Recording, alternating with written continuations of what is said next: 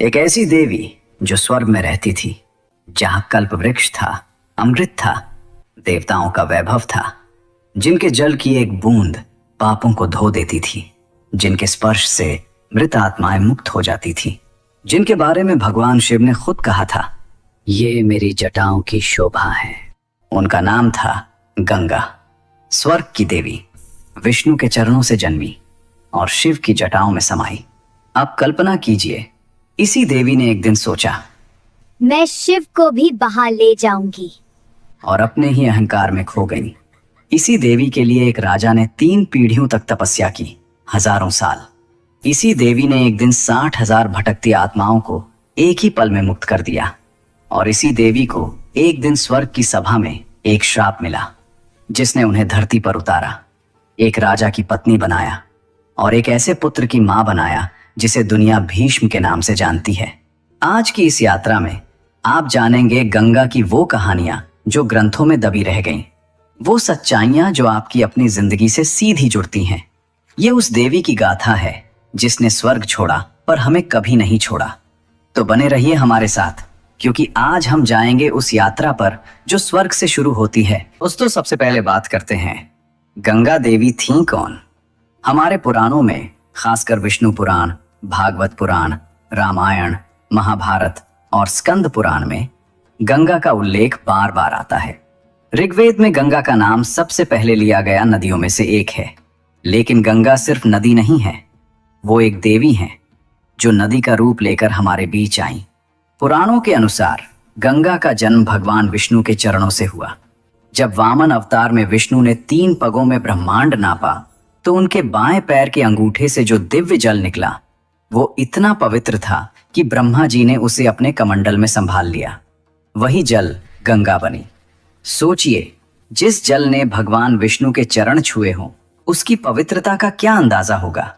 गंगा देवी का स्वरूप श्वेत वस्त्र, माथे पर जल का मुकुट, हाथ में कमंडल, और वाहन है मकर, यानी एक विशाल जलीय प्राणी। उनकी आंखों में करुणा का अथाह सागर। उनके नाम भी कई हैं। भागीरथी, भगीरथ की वजह से धरती पर आई। जानवी, जहनु मुनि की पुत्री। त्रिपथगा, तीनों लोकों में बहने वाली। विष्णुपदी, विष्णु के चरणों से जन्मी। सुरसरी, देवताओं की नदी। हर नाम के पीछे एक कहानी है, और आज हम उन सभी कहानियों को एक एक करके खोलेंगे। लेकिन दोस्तों, यहाँ एक बहुत दिलचस्प बात है। गंगा स्वर्गलोक में सिर्फ एक नदी नहीं थी, वो एक स्वतंत्र देवी थी। उनका स्वभाव था निडर, सत्यवादी और कभी कभी थोड़ा उद्दंड भी।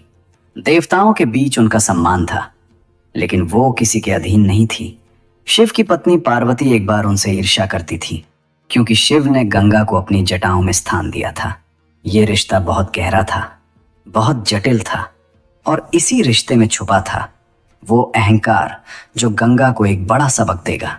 लेकिन उससे पहले बात करते हैं उस दर्दनाक घटना की जिसने गंगा को धरती पर आने का कारण बनाया। उन 60,000 आत्माओं की कहानी जो न स्वर्ग में थी न धरती पर, भटकती रहीं युगों तक। ये कहानी है उस दौर की जब अयोध्या में एक महान राजा राज करते थे। उनका नाम था महाराज सगर, सूर्यवंश के राजा, भगवान राम के पूर्वज। इतने शक्तिशाली कि उनकी सेना का नाम सुनकर दुश्मन कांपते थे। सगर ने ठाना, मैं अश्वमेध यज्ञ करूंगा। अश्वमेध यज्ञ यानी एक पवित्र घोड़ा छोड़ा जाता है। जहां भी वो घोड़ा जाए, वो राज्य राजा का हो जाए। कोई रोके तो युद्ध। सगर की ताकत देखकर देवलोक में हलचल मच गई। इंद्रदेव घबरा गए। अगर सगर इतने शक्तिशाली हो गए तो स्वर्ग का सिंहासन भी खतरे में है। इंद्र ने एक चाल चली। इंद्र ने वो यज्ञ का घोड़ा चुरा लिया और छुपा दिया महर्षि कपिल के आश्रम में। वो महर्षि जो इतनी गहरी तपस्या में थे कि उन्हें बाहर की दुनिया की कोई खबर नहीं थी। सगर के 60,000 पुत्र थे, राजा के 60,000 पुत्र। सुनकर ये अंदाजा लगाइए कितनी बड़ी शक्ति थी। वो सब निकले घोड़े की तलाश में। पूरी पृथ्वी छान मारी, पहाड़, जंगल, समुद्र, हर जगह ढूंढा, और आखिरकार पहुंचे कपिल मुनि के आश्रम में। वहां घोड़ा था और पास में एक ऋषि ध्यान में बैठे थे। 60,000 पुत्रों ने सोचा, यही चोर है। उन्होंने तपस्या में लीन महर्षि को अपशब्द कहे, ऋषि को जगाने की कोशिश की, धक्के दिए, चिल्लाए, और तब कपिल मुनि की आंखें खुली। वो आंखें जो वर्षों से बंद थी, वो आंखें जिनमें हजारों साल की तपस्या की अग्नि थी। उन्होंने उन 60,000 पुत्रों को देखा। एक पल, बस एक पल, और अगले ही पल 60,000 पुत्र राख हो गए। बिना किसी हथियार के, बिना किसी युद्ध के, बस एक क्रोधित दृष्टि, और सगर के 60,000 पुत्र इतिहास बन गए। दोस्तों, जो इंसान बिना अंतिम संस्कार के मरता है वो मुक्त नहीं होता। उसकी आत्मा भटकती रहती है, न स्वर्ग में जा सकती है न धरती पर रह सकती है। 60,000 आत्माएं, सगर के वो पुत्र युगों तक भटकते रहे। न किसी लोक में जगह मिली, न मोक्ष मिला। उनकी मुक्ति का सिर्फ एक रास्ता था, गंगा जल। अगर गंगा का जल उनकी राख को छू ले तो मुक्ति मिल सकती थी, लेकिन गंगा स्वर्ग में थी और उन्हें धरती पर लाना असंभव लगता था। यहीं से शुरू हुई 3 पीढ़ियों की वो यात्रा जो हजारों साल चली और एक भगीरथ पर आकर पूरी हुई। सगर के बाद उनके वंशज एक एक करके कोशिश करते रहे। अंशुमान, सगर के पोते, उन्होंने तपस्या की वर्षों तक, लेकिन सफल नहीं हुए। दिलीप, अंशुमान के पुत्र, उन्होंने भी जीवन लगा दिया, लेकिन गंगा धरती पर नहीं आई। 2 पीढ़ियां बीत गईं और तब जन्मे भगीरथ, दिलीप के पुत्र। जब भगीरथ को पता चला कि उनके पूर्वज 60,000 आत्माएं अभी भी भटक रही हैं, उनके मन में एक संकल्प उठा। चाहे कुछ भी हो जाए, इन आत्माओं को मोक्ष दिलाना है और उसके लिए गंगा को धरती पर लाना होगा। भगीरथ ने राजपाट छोड़ दिया, महल छोड़ा, सुख छोड़ा, परिवार छोड़ा और चले गए हिमालय की ओर। वहां शुरू की ब्रह्मा जी की तपस्या। वर्षों तक एक पैर पर खड़े रहे, ठंड में भी, गर्मी में भी, तूफान में भी। भोजन नहीं, आराम नहीं, बस एक ही धुन, गंगा को धरती पर लाना है। और आखिरकार ब्रह्मा जी प्रकट हुए। ब्रह्मा जी ने कहा, वत्स, तुम्हारी भक्ति ने मुझे प्रसन्न किया। मैं गंगा को धरती पर भेजूंगा। भगीरथ के चेहरे पर खुशी आई, लेकिन तभी ब्रह्मा जी ने एक बात और कही। लेकिन एक समस्या है। भगीरथ ने पूछा, कौन सी समस्या प्रभु? ब्रह्मा जी बोले, गंगा का वेग इतना प्रचंड है, इतना विशाल, कि अगर वो सीधे धरती पर गिरी तो पृथ्वी टूट जाएगी, पाताल तक चली जाएगी, सब कुछ नष्ट हो जाएगा। इसलिए तुम्हें भगवान शिव की तपस्या करनी होगी। सिर्फ वही गंगा को थाम सकते हैं। भगीरथ ने आंखें बंद की। एक और तपस्या, एक और असंभव काम। लेकिन भगीरथ डरे नहीं। जब तक काम पूरा नहीं होता रुकूंगा नहीं। इस बार वो पहुंचे कैलाश पर्वत पर और शुरू की महादेव की तपस्या। शिव की तपस्या करना आसान नहीं था, लेकिन जब भक्ति सच्ची हो तो शिव को पिघलते देर नहीं लगती। एक दिन कैलाश पर कंपन हुआ, नीली रोशनी फैली और भोलेनाथ प्रकट हुए। शिव ने भगीरथ को देखा। उनकी आंखों में अटूट विश्वास था। शिव मुस्कुराए, ठीक है भगीरथ, तुम्हारा संकल्प मैंने देख लिया। मैं गंगा को अपनी जटाओं में ले लूंगा। दोस्तों, अब आती है इस पूरी कहानी की सबसे दिलचस्प बात। जब स्वर्ग लोक में यह खबर पहुंची कि गंगा को धरती पर जाना है और शिव की जटाओं से होकर गुजरना है, तो गंगा ने क्या सोचा? गंगा ने सोचा, मैं शिव की जटाओं से होकर जाऊंगी। मेरा वेग तो इतना है कि मैं शिव को ही बहा ले जाऊंगी। देखते हैं शिव क्या करते हैं। ये था गंगा का अहंकार, एक देवी का घमंड, और यही घमंड उन्हें एक बड़ा सबक देने वाला था। भगीरथ ने शिव को संकेत दिया। ब्रह्मा जी ने कमंडल से गंगा को मुक्त किया। आकाश में एक विशाल जलधारा प्रकट हुई, चमकती हुई, गरजती हुई, पूरे ब्रह्मांड को हिलाती हुई। गंगा नीचे की तरफ आई, पूरे वेग के साथ। उनके मन में था, मैं शिव की जटाओं से होकर जाऊंगी। मेरा वेग तो इतना है कि मैं शिव को ही बहा ले जाऊंगी। देखते हैं शिव क्या करते हैं। और जब गंगा शिव की जटाओं में पहुंची, वो रुक गई, उलझ गई। शिव की जटाओं में इतने रास्ते थे, इतने पेच थे कि गंगा जिधर जाती थी उधर और उलझती जाती थी, जैसे कोई भूल भुलैया हो। गंगा एक रास्ते से निकलने की कोशिश करती और 3 और रास्तों में फंस जाती। महादेव की जटाएं, जिनमें पूरे ब्रह्मांड के रहस्य थे, उनमें गंगा खो गई। वर्षों तक बाहर नहीं निकल सकी। अहंकार का यही जवाब होता है। धरती पर भगीरथ इंतजार कर रहे थे, गंगा आई नहीं। वो समझ गए कुछ हो गया है। वो फिर झुक गए शिव के सामने। प्रभु, गंगा माँ को मुक्त करें। मेरे पूर्वज इंतजार कर रहे हैं, उन्हें मोक्ष चाहिए। शिव ने आंखें खोली। उनके मुख पर एक हल्की मुस्कान थी।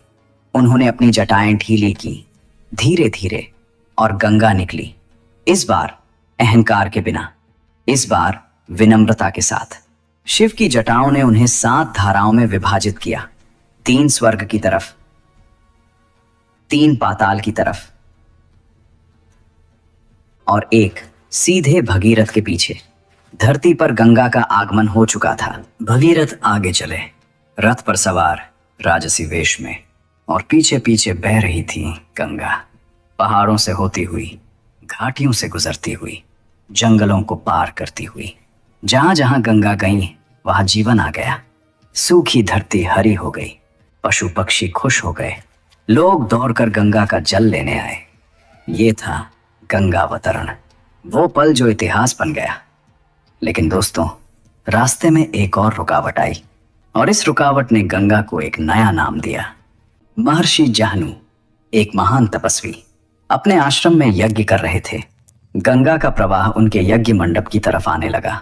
पानी फैला, यज्ञ की सामग्री बह गई, आश्रम में हलचल मच गई। महर्षि का ध्यान टूटा। उन्होंने देखा उनका यज्ञ बाधित हो चुका था। क्रोध भड़का, और उस क्रोध में उन्होंने वो किया जो सुनकर दंग रह जाएंगे। उन्होंने सारी गंगा पी ली, एक ही घूंट में। गंगा जो पहाड़ों से उतरी थी, जो ब्रह्मा के कमंडल से निकली थी, जो शिव की जटाओं से आई थी, एक ऋषि के क्रोध में समा गई। भगीरथ रुक गए, पीछे मुड़े। गंगा नहीं थी। वो समझ गए। वो दौड़े, महर्षि जाहनु के पास पहुंचे, हाथ जोड़े, माथा टेका। ऋषिवर, क्षमा करें। गंगा माँ से कोई अपराध हुआ, लेकिन उन्हें मुक्त करें। लाखों आत्माएं उनका इंतजार कर रही हैं। महर्षि जाहनु ने भगीरथ को देखा। उनकी आंखों में वर्षों की थकान थी, एक अटूट संकल्प था। ऋषि का क्रोध पिघल गया। उन्होंने अपने दाहिने कान को स्पर्श किया और गंगा बाहर आ गई। उस दिन से गंगा का एक नाम पड़ा, जाह्नवी, जाह्नु मुनि की पुत्री, क्योंकि ऋषि ने उन्हें पुनः जन्म दिया था। दोस्तों, अब आता है वो पल जिसके लिए 3 पीढ़ियों ने तपस्या की, जिसके लिए भगीरथ ने अपना सब कुछ छोड़ा, जिसके लिए गंगा ने स्वर्ग छोड़ा। गंगा उस स्थान पर पहुंची जहां कपिल मुनि के आश्रम में 60,000 आत्माओं की राख बिखरी पड़ी थी। वर्षों से, युगों से किसी ने उस राख को छुआ नहीं था। कोई वहां जाता नहीं था। वो जगह सुनसान थी, अंधेरी थी, जैसे समय वहां रुक गया हो। गंगा की पहली लहर उस राख तक पहुंची। जल ने राख को छुआ, और तब एक रोशनी उठी, फिर एक और, फिर एक और। एक के बाद एक 60,000 प्रकाश बिंदु उठने लगे। आत्माएं जो युगों से भटक रही थीं, अब मुक्त हो रही थीं। उनके चेहरों पर शांति थी। वो पीड़ा जो सदियों से थी, एक पल में गायब हो गई। वो ऊपर उठे, आकाश की तरफ, स्वर्ग की तरफ, और भगीरथ जो पास खड़े थे, उनकी आंखों से आंसू बह रहे थे। वो बैठ गए धरती पर और हाथ जोड़कर बस इतना कहा, मां तुम आ गई। उस दिन से गंगा का सबसे प्रसिद्ध नाम बना भगीरथी, क्योंकि भगीरथ के संकल्प ने उन्हें धरती पर लाया था। और एक नया शब्द बना, भगीरथ प्रयास। दोस्तों, अब तक हमने जाना गंगा कैसे स्वर्ग से धरती पर आई, लेकिन गंगा की कहानी में एक और मोड़ है। ये कहानी है इक्ष्वाकु वंश के एक राजा थे, महाभिष। लेकिन जो काम उन्होंने किया, उसने महाभारत की पूरी कहानी को जन्म दिया। महाभिष कोई साधारण राजा नहीं थे। उन्होंने हजारों यज्ञ किए थे, जीवन भर धर्म का पालन किया था, हर कदम पर सत्य को चुना था, इतना पुण्य कमाया कि मृत्यु के बाद सीधे स्वर्गलोक पहुंच गए। ब्रह्मा जी की दिव्य सभा में उन्हें स्थान मिला। सोचिए वो पल, एक इंसान जो अपने कर्मों से देवताओं की बराबरी में बैठा हो। ये सम्मान बहुत कम लोगों को मिलता है। महाभिष उस दिन सबसे खुश इंसान रहे होंगे। सभा चल रही थी, देवता थे, ऋषि थे, गंधर्व थे, और वहीं एक तरफ बैठी थी गंगा देवी, श्वेत वस्त्र, दिव्य तेज, शांत मुखमंडल। तभी बाहर से हवा का एक झोंका आया, बस एक पल के लिए, और उस झोंके ने गंगा के वस्त्र को हिला दिया। पूरी सभा में जैसे सब कुछ रुक गया। देवताओं ने आंखें झुका ली, ऋषियों ने दृष्टि फेर ली, गंधर्वों ने नीचे देखा। यही मर्यादा थी, यही धर्म था। लेकिन महाभिष वो देखते रहे, एक पल, दो पल, तीन पल, और उन्हें पता भी नहीं चला कब उनकी नजर मर्यादा की रेखा पार कर गई। ब्रह्मा जी सब देख रहे थे, वही ब्रह्मा जी जिन्होंने महाभिष को स्वर्ग में स्थान दिया था। उनका चेहरा धीरे धीरे गंभीर हो गया। ब्रह्मा जी बोले, तूने आज यहां इस पवित्र सभा में मर्यादा तोड़ी। जो धर्म तूने जीवन भर निभाया वो एक पल की नजर में भूल गया। इसलिए मैं तुझे श्राप देता हूं। तू फिर से मृत्यु लोक पर जन्म लेगा, उस धरती पर जहां से तू इतनी मेहनत से ऊपर आया था। महाभिष कांप गए। स्वर्ग जो उन्होंने हजारों यज्ञों से पाया था, एक पल में छूट गया। और गंगा? ब्रह्मा जी ने उनकी तरफ देखा। गंगा, तुम भी धरती पर जाओगी और महाभिष से तुम्हारा संबंध होगा। गंगा ने स्वीकार किया, बिना प्रश्न के, क्योंकि ब्रह्मा जी का वचन अटल था। और इस तरह एक श्राप ने तय किया वो रिश्ता जो महाभारत की नींव बनेगा। महाभिष अगले जन्म में हस्तिनापुर के राजा शांतनु बने और गंगा धरती पर उतरी उनसे मिलने। हस्तिनापुर के राजा शांतनु, वीर, धर्मात्मा, प्रजा के प्रिय। एक दिन वो गंगा नदी के किनारे शिकार के लिए निकले थे और तभी उन्होंने देखा नदी के किनारे एक स्त्री खड़ी थी, इतनी सुंदर कि शांतनु की आंखें रुक गईं। इतनी दिव्य कि लगा ये इंसान नहीं, कोई देवी है। शांतनु आगे बढ़े। उन्होंने पूछा, देवी, आप कौन हैं? आपका नाम क्या है? आप यहाँ अकेले क्यों हैं? स्त्री मुड़ी। उनकी आंखें गहरी, शांत, अथाह, जैसे किसी नदी की गहराई हो। वो बोली, मेरा नाम गंगा है। शांतनु का दिल एक पल के लिए रुक गया। शांतनु ने विवाह का प्रस्ताव रखा। गंगा ने एक पल उन्हें देखा, फिर बोली, राजन, मैं विवाह के लिए तैयार हूँ, लेकिन एक शर्त है। शांतनु ने कहा, बताइए। गंगा बोली, मैं जो भी करूँ आप कभी प्रश्न नहीं करेंगे, कभी रोकेंगे नहीं, कभी टोकेंगे नहीं। जिस दिन आपने ऐसा किया उस दिन मैं चली जाऊंगी, हमेशा के लिए। शांतनु एक पल के लिए रुके। ये शर्त अजीब थी, लेकिन गंगा का साथ पाने के लिए शांतनु राजी हो गए। मंजूर है। सा आता है जो सुनकर रूह कांप जाती है। गंगा और शांतनु के एक के बाद एक पुत्र हुए। गंगा और शांतनु के घर पहला पुत्र जन्मा। राजमहल में खुशियां थीं, दीप जले, उत्सव हुआ। लेकिन वो खुशी ज्यादा देर नहीं टिकी। गंगा उठी, उन्होंने अपने नवजात पुत्र को अपनी बाहों में उठाया और चल पड़ी नदी की तरफ। शांतनु पीछे पीछे गए। उनका दिल डूब रहा था, लेकिन मुंह से कुछ निकला नहीं। गंगा ने उस शिशु को जल में समर्पित कर दिया। शांतनु वहीं खड़े रहे, पत्थर की तरह, अंदर से टूटे हुए, बाहर से चुप। शर्त याद थी। दूसरा पुत्र हुआ, वही हुआ। तीसरा, वही हुआ। चौथा, पांचवा, छठा, सातवां। 7 बार, 7 बार एक पिता ने अपने पुत्र को जाते देखा। 7 बार आंखें भरी, 7 बार होंठ कांपे। 7 बार एक बाप ने अपने ही दिल को मुट्ठी में भींच लिया और चुप रहा। ये था वो दर्द जो एक पिता के सीने में पत्थर की तरह जमता जा रहा था। दोस्तों, अब वो सच जो इस पूरी कहानी को समझाता है। ये 8 पुत्र कोई साधारण इंसान नहीं थे। ये थे 8 वसु, देवताओं के एक विशेष वर्ग। इन 8 वसुओं ने एक बार ऋषि वशिष्ठ की कामधेनु गाय चुरा ली थी। वशिष्ठ ऋषि ने क्रोध में श्राप दिया। तुम सबको मनुष्य योनि में जन्म लेना होगा। वसु घबरा गए, माफी मांगी। ऋषि का क्रोध कुछ शांत हुआ। ठीक है, 7 वसुओं का जन्म होते ही मुक्त हो जाएगा। लेकिन जिस वसु ने सबसे पहले यह विचार किया था वो लंबे समय तक मनुष्य रूप में रहेगा। गंगा ने वसुओं से वचन दिया था, मैं तुम्हारी माँ बनूंगी और जन्म लेते ही तुम्हें मुक्त कर दूंगी। इसीलिए 7 पुत्रों को नदी में बहाया, उन्हें मुक्त किया, श्राप से छुड़ाया। और 8वां वसु, जिसे लंबे समय तक रहना था, वो बचा रहा। जब 8वां पुत्र हुआ, गंगा उसे लेकर नदी की तरफ चली। और इस बार शांतनु से रहा नहीं गया। वर्षों का दर्द, 7 पुत्रों का गम। वो आगे बढ़े। गंगा रुको। बस ये 2 शब्द। गंगा रुक गई, धीरे धीरे मुड़ी। उनकी आंखों में दुख था, लेकिन आश्चर्य नहीं था, जैसे ये पल वो पहले से जानती थी। शांतनु बोले, ये नहीं, इसे नहीं, बस इसे नहीं। गंगा ने पुत्र को वापस शांतनु की बाहों में दे दिया और बोली, राजन, आपने शर्त तोड़ी, मैं अब नहीं रह सकती। शांतनु की आंखें भर आईं। गंगा, ये सब क्यों? ये बच्चा कौन है? और मेरे वो 7 पुत्र भाई, वो कौन थे? गंगा ने सारा सच बताया, वसुओं की कहानी, श्राप और वचन। फिर बोली, इस पुत्र का नाम देवव्रत होगा। यह महान योद्धा बनेगा।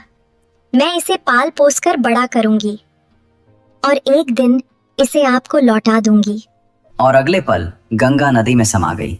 शांतनु किनारे पर खड़े रहे, अकेले, हाथ खाली थे, लेकिन सीने में था गंगा का वचन, लौटा दूंगी। उन्हें नहीं पता था कि वो बच्चा एक दिन लौटेगा और दुनिया उसे भीष्म के नाम से जानेगी। गंगा ने देवव्रत को स्वर्ग में पाला, परशुराम जी से शस्त्र विद्या सिखाई, ऋषियों से ज्ञान दिलाया और एक दिन वचन के अनुसार देवव्रत को वापस शांतनु के पास छोड़ गई।